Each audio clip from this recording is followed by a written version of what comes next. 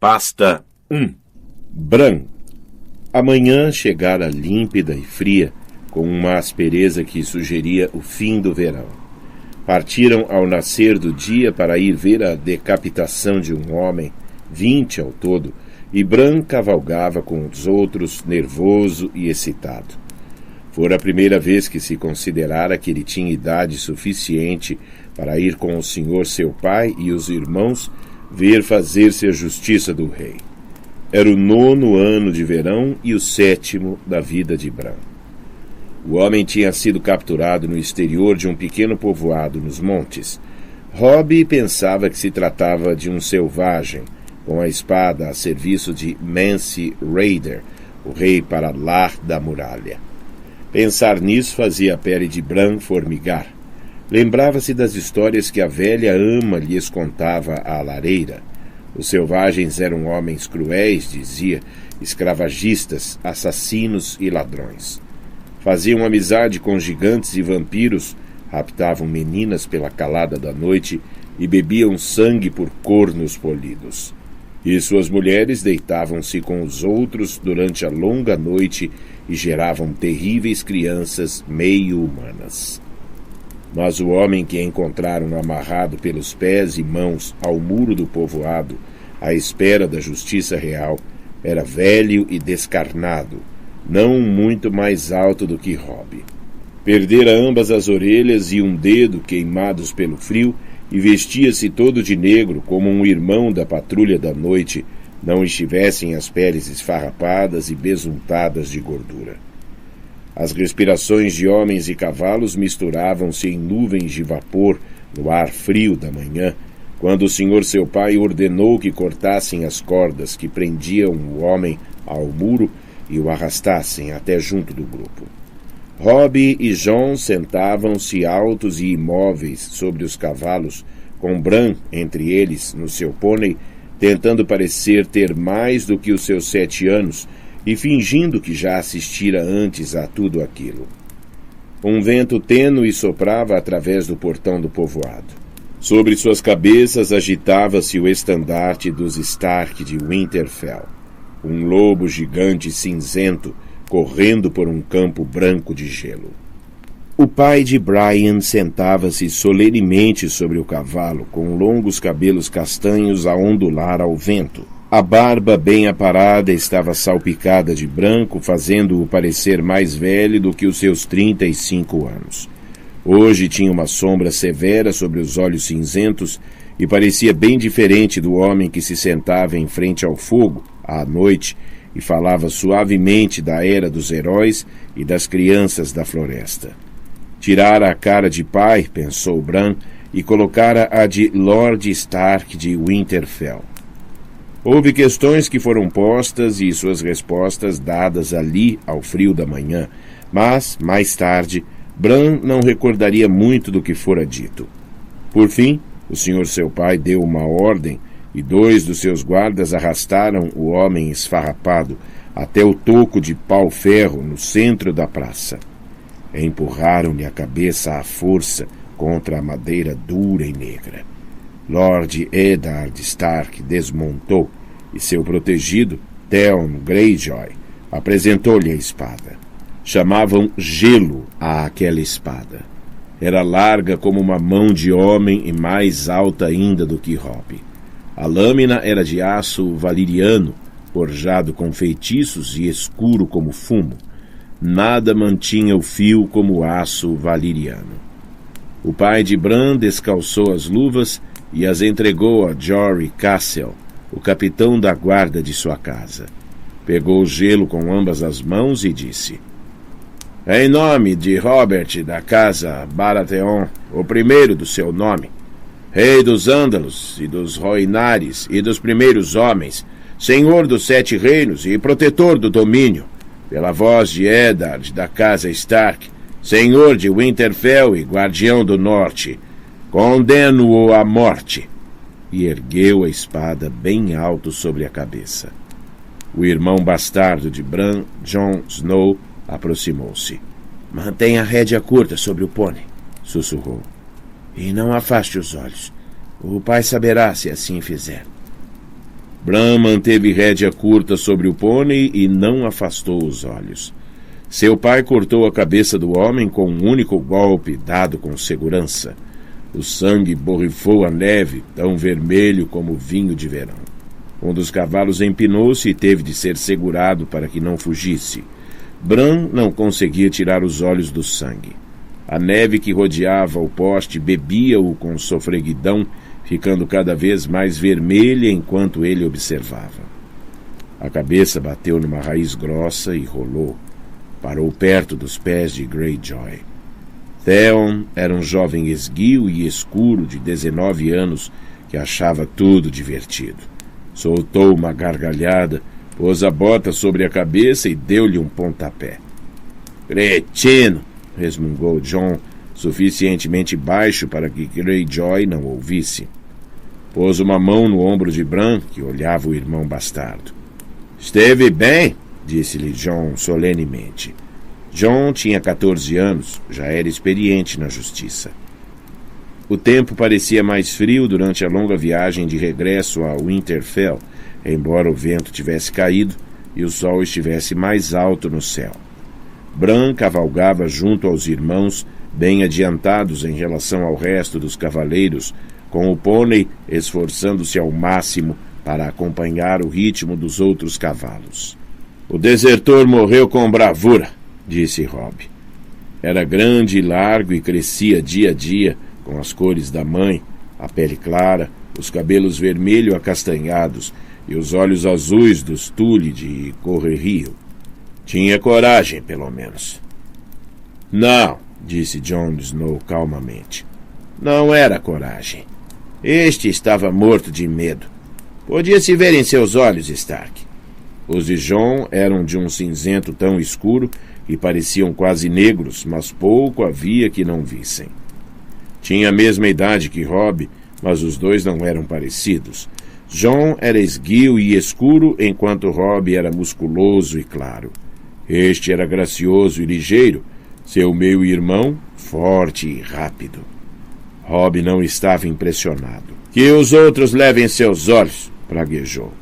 «Ele morreu bem. Fazemos uma corrida até a ponte?»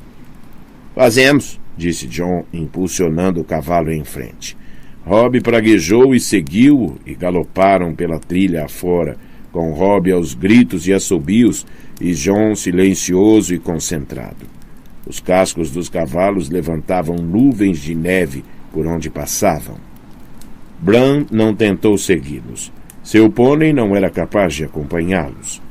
Vira os olhos do homem esfarrapado e estava agora pensando neles. Após algum tempo, o som das gargalhadas de Robb atenuou-se e os bosques ficaram silenciosos novamente. Estava tão embrenhado nos seus pensamentos que não ouviu o resto do grupo até que seu pai pôs o cavalo a par com sua montaria. «Está bem, Bran?» perguntou, não sem simpatia. «Sim, pai», disse Bran. Olhou para cima. Envolto em peles e couros, montado no grande cavalo de guerra, o senhor seu pai pairava acima de si como um gigante. Robb disse que o homem morreu brevemente, mas Jon disse que ele tinha medo. «E o que pensa você?» perguntou-lhe o pai. Bran refletiu sobre o assunto. «Pode um homem continuar a ser valente se tiver medo?» «Esta é a única maneira de um homem ser valente», seu pai respondeu. «Compreende por que o fiz?» «Ele era um selvagem», disse Bran. «Eles roubam mulheres e vendem-nas aos outros». Seu pai sorriu. «A velha ama tem andado outra vez a lhe contar histórias. Na verdade, o homem era um insurreto, um desertor da patrulha da noite. Ninguém pode ser mais perigoso. O desertor sabe que sua vida está perdida se for capturado, e por isso não vacilará perante nenhum crime, por mais vil que seja. Mas você não me compreendeu bem. A pergunta não era sobre o motivo por que o homem tinha de morrer, mas sim porque eu tive de fazê-lo». Bran não tinha resposta para aquilo. «O rei Robert tem um carrasco», respondeu em tom incerto. «Tem», admitiu o pai.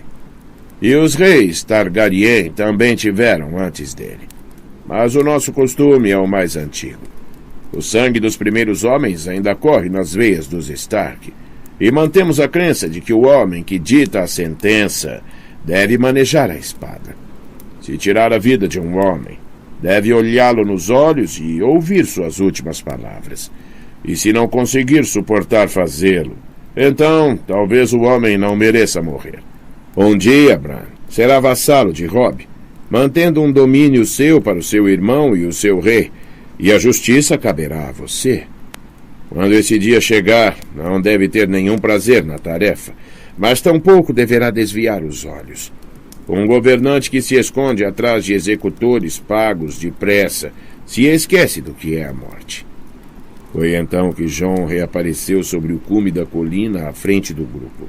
Acenou e gritou-lhes: Pai, Bran, venham depressa ver o que Robb encontrou! E depois voltou a desaparecer. Jory pôs-se ao lado de Bran e do pai. Problema, senhor? Sem nenhuma dúvida, disse o senhor seu pai. Vamos ver que velhacaria desenterraram agora os meus filhos. Pôs o cavalo a trote. Jory, Bran e o resto do grupo seguiram-no. Encontraram Robb na margem do rio, ao norte da ponte, com Jon ainda montado ao seu lado. As neves do fim do verão tinham sido pesadas naquela volta da lua. Robb estava enterrado em branco até os joelhos, com o capuz atirado para trás, e o sol brilhava nos seus cabelos. Aconchegava alguma coisa no braço enquanto os rapazes conversavam em vozes excitadas, mas baixas. Os cavaleiros escolheram o caminho com cuidado através dos detritos empilhados pelo rio, tateando em busca de apoio sólido no terreno escondido e irregular. Jory Castle e Theon Greyjoy foram os primeiros a chegar perto dos rapazes. Greyjoy ria e gracejava enquanto se aproximava. Bran ouviu o fôlego sair-lhe do peito. Deuses! Exclamou, lutando por manter o controle do cavalo enquanto levava a mão à espada. A espada de Jory já estava na mão. Robb, afaste-se disso! Gritou, enquanto o cavalo empinava entre suas pernas. Robb sorriu e ergueu o olhar do volume que tinha nos braços. Ela não pode lhe fazer mal, disse. Está morta, Jory. Por aquela altura, Bran já ardia de curiosidade. Teria esporeado o pônei para avançar mais depressa, mas o pai os fez desmontar junto à ponte e aproximar-se a pé. Bran saltou do animal e correu. Também Jon, Jory e Theon Greyjoy já tinham desmontado. O que, pelos 7 infernos, é isso? Disse Greyjoy. Uma loba, disse Robb. Uma aberração, disse Greyjoy. Olha o tamanho da coisa. O coração de Bran martelava-lhe no peito enquanto abria caminho através de uma pilha de detritos que lhe alcançava a cintura até que chegou ao lado do irmão. Meio enterrada na neve manchada de sangue, uma forma enorme atolava-se na morte. Em sua desgrenhada pelagem cinzenta formara-se gelo, e um tênue cheiro de putrefação impregnava-a como perfume de mulher. Bran viu de relance os olhos cegos repletos de vermes, uma grande boca cheia de dentes amarelados. Mas foi o tamanho da coisa que o fez ficar de boca aberta. Era maior que seu pônei, com o dobro do tamanho do maior cão de caça do canil de seu pai. Não é aberração nenhuma, disse Jon calmamente. Isso é uma loba gigante. Eles crescem mais do que os da outra espécie. Theon Greyjoy disse. Não é visto nenhum lobo gigante ao sul da muralha há 200 anos? Vejo um agora, respondeu Jon. Bran desviou os olhos do monstro. Foi então que reparou no fardo que estava nos braços de Robb. Soltou um grito de deleite e aproximou-se. O filhote era uma minúscula bola de pelo cinza escuro, ainda com os olhos fechados. Batia cegamente com o focinho contra o peito de Robb, procurando leite nos couros que o cobriam, soltando um pequeno som lamentoso e triste. Bran estendeu uma mão hesitante. Vá lá, disse-lhe Robb. Pode tocá-lo. Bran fez um afago rápido e nervoso no filhote e depois se virou quando Jon disse: Ora, veja aqui. Seu meu irmão pôs um segundo filhote nos seus braços. 5 ao todo. Bran sentou-se na neve e abraçou a cria de lobo, encostando-a ao rosto.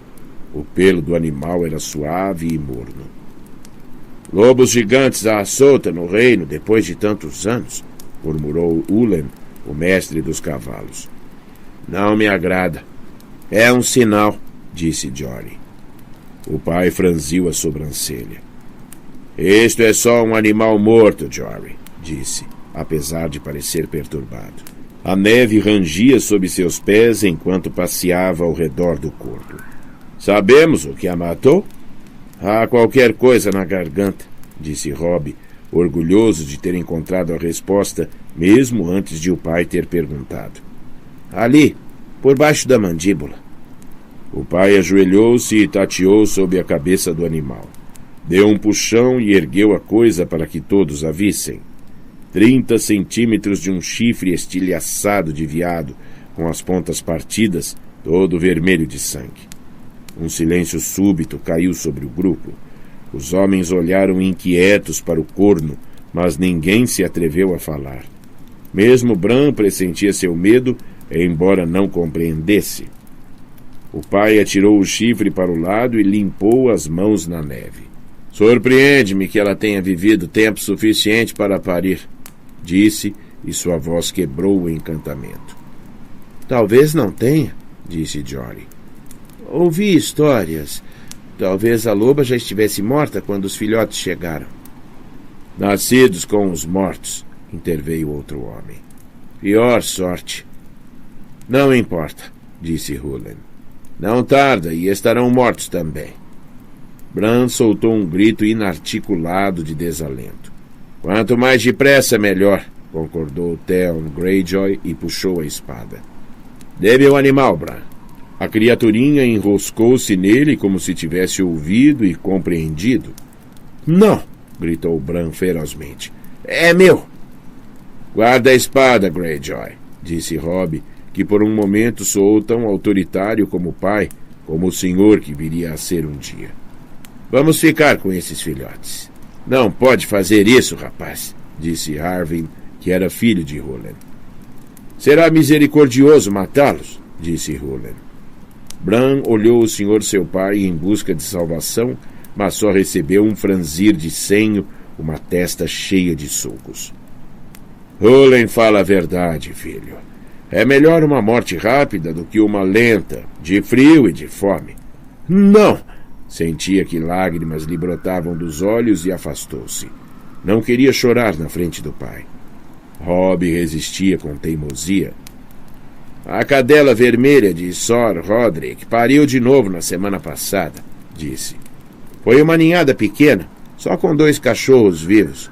Ela terá leite suficiente.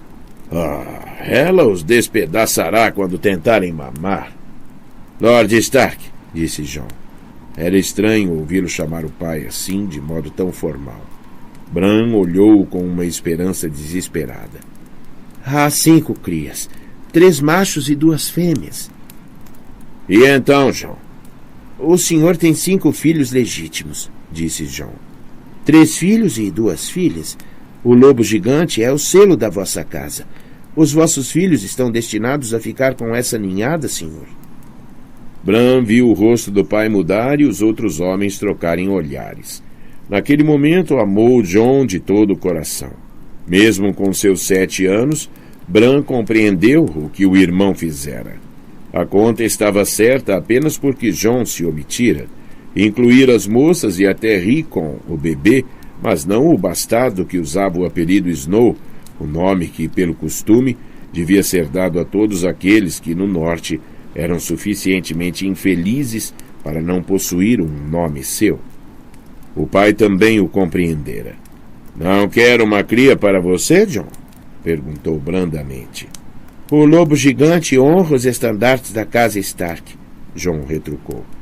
Eu não sou um Stark, pai. O senhor seu pai o olhou pensativo. Robb apressou-se a preencher o silêncio que ele deixara. Cuidarei eu próprio dele, pai, prometeu. Embeberei uma toalha em leite morno e assim lhe darei de mamar. Eu também, disse Bran num eco. O senhor avaliou os filhos longa e cuidadosamente com os olhos. É fácil dizer, mas é difícil fazer. Não quero vê-los desperdiçando com isto o tempo dos criados. Se querem esses filhotes, vocês os alimentarão. É entendido? Bran acenou com ardor. O animal contorceu-se nos seus braços e lambeu-lhe o rosto com uma língua morna. Devem treiná-los também, disse-lhes o pai. Devem ensiná-los. O mestre do canil não vai querer ter nada a ver com esses monstros, garanto a vocês. E que os deuses os protejam se negligenciarem, maltratarem ou treinarem mal esses animais. Esses não são cães que peçam festas ou se esquivem a um pontapé. Um lobo gigante é capaz de arrancar o braço de um homem com tanta facilidade como um cão mata uma ratazana. Tem certeza de que querem isso? Sim, pai, disse Bran. Sim, concordou Robb. Os filhotes podem morrer de qualquer modo, apesar de tudo o que fizerem. Eles não morrerão, disse Robb. Não deixaremos que morram. Fiquem então com eles. Jory, Desmond, recolham os demais. É tempo de regressarmos a Winterfell. Foi só depois de terem montado e de se terem posto a caminho que Bran se permitiu saborear o doce ar da vitória. Nessa altura, seu filhote estava aconchegado entre seus couros, quente contra seu corpo, a salvo durante a longa viagem para casa. Bran perguntava-se como haveria de chamá-lo. No meio da ponte, Jon puxou subitamente as rédeas. — Que se passa, Jon? — perguntou o senhor seu pai. — O senhor não ouviu? Bran ouvia o vento nas árvores, o ruído dos cascos nas tábuas de pau-ferro, os lamentos da cria faminta, mas Jon escutava outra coisa. — Ali! — disse Jon. Fez o cavalo dar meia volta e galopou pela ponte, pelo caminho por onde viera. Viram-no desmontar onde a loba gigante jazia morta na neve e ajoelhar-se. Um momento mais tarde, cavalgava de regresso, sorrindo. — Deve ter se afastado dos outros, ele disse. — Ou sido afastado, disse o pai, olhando a sexta cria. A pelagem desta era branca, enquanto a do resto da ninhada era cinzenta. Seus olhos eram tão vermelhos como o sangue do homem esfarrapado que morrera naquela manhã. Bran achou curioso que só aquele cachorro tivesse aberto os olhos, enquanto os outros ainda estavam cegos. — Um albino, disse Theon Greyjoy com um perverso divertimento. — Este ainda vai morrer mais depressa do que os outros. Jon Snow deitou sobre o protegido de seu pai um olhar longo e gelado. — Penso que não, Greyjoy, disse. Este me pertence.